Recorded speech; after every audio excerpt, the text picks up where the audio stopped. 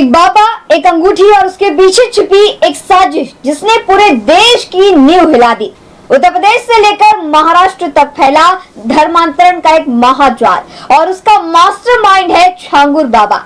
ये नाम आपने कहीं ना कहीं सुना ही होगा। नाम सीधा साधा, चेहरा भी एकदम शांत, लेकिन काम ऐसा जो सीधा देश की एकता पर वार करता है।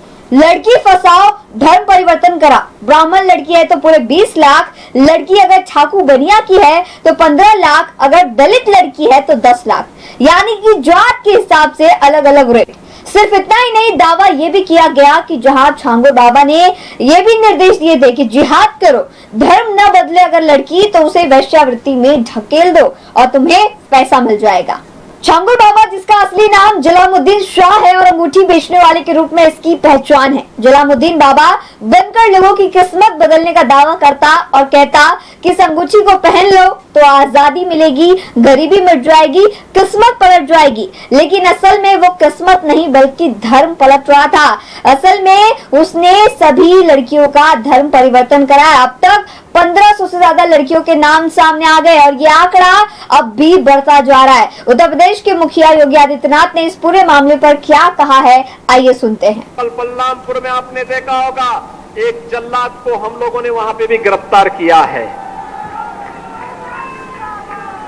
कैसे वहां हिंदू बहन बेटियों के इज्जत के साथ खिलवाड़ करता था, पैसे में सौदेबाजी करता था, लेकिन अब ऐसे तत्वों के साथ सख्ती की जा रही है। हम समाज को भी टूटने नहीं देंगे, राष्ट्र विरोधी और समाज विरोधी तत्वों को भी चकनाचूर करके रहेंगे। अब सुनिए असली खेल। महाराष्ट्र के पुणे और लोनावला में बाबा की 16 करोड़ की संपत्ति पाई गई है। विदेशों से इस बाबा के लिए 100 करोड़ रुपए का फंड आया। इन पैसों से कई कोठरियां बनाई गई, गाड़ियां खरीदी गई और लोगों के साथ कनेक्शंस बनाए गए। सिर्फ इतना ही नहीं, 40 इस्लामिक देशों में इस छांगुर बाबा ने सभी देशों में विजिट्स किए हैं और कई साधुओं से मुलाकात की है। ये पूरी तरीके से एक एजेंडा है, एक ऐसा एजेंडा जो विचारधारा ये रखता है कि हिंदुओं को खत्म करना है, हिंदुओं को अब यहाँ रहने नहीं देना है, हिंदुओं की बहू बेटियों को अब मुस्लिम बनाना है, चाहे वो जैसे जबरन हो, उन्हें वेश्यावृत्ति में ढकेल कर हो और उन्हें मार करो, जिस तरीके से भी हो, बस उन्हें धर्म परिवर्तन कराना है। इस पूरे खेल में सिर्फ बाबा अकेला नहीं बल्कि उसकी राइट हैंड भी थी, जो कि है नीतू उर्फ नसरीन। पहले ये लड़की हिंदू थी, फिर बाबा से मिली, अंगूठी ली और धर्म बदल गया।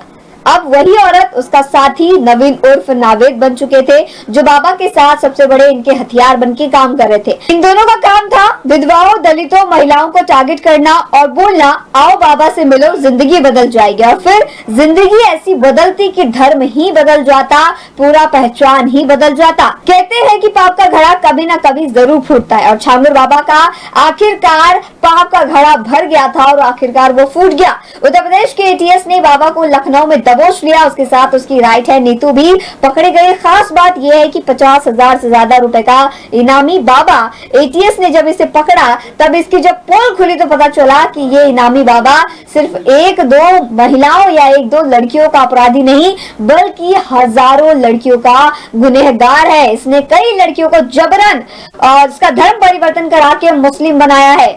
खासकर उन महिलाओं को टारगेट किया जा रहा था जो कि अकेली है, जो कमजोर है, जिनके पैसे ज्यादा उनके पास नहीं है, कमजोर वर्ग की औरतों को, महिलाओं को, बेटियों को वो टारगेट करके उनका धर्म परिवर्तन करता था। बाबा की कोठी इतनी आलीशान थी कि इसका अंदाजा आप इसी बात से लगा सकते हैं कि योगी सरकार को 1 नहीं 2 नहीं करीबन 15 से 20 बुलडोजर लगाने पड़े इसके पूरे प्रॉपर्टी को ढहाने में।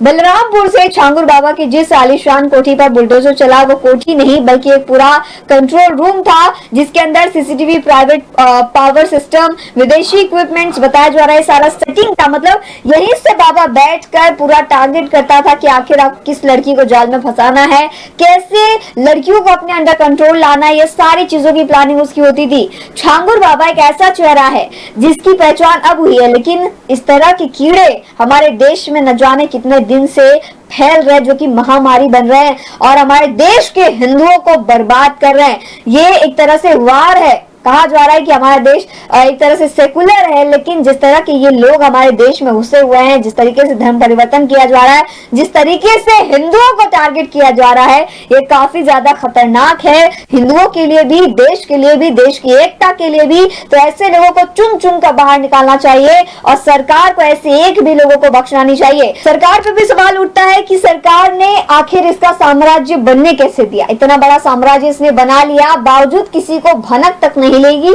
किसी भी अधिकारी ने इसे पूछा तक नहीं। जब लड़कियों की शिकायत सामने आई तब जाकर इस बाबा की पोल खुली है।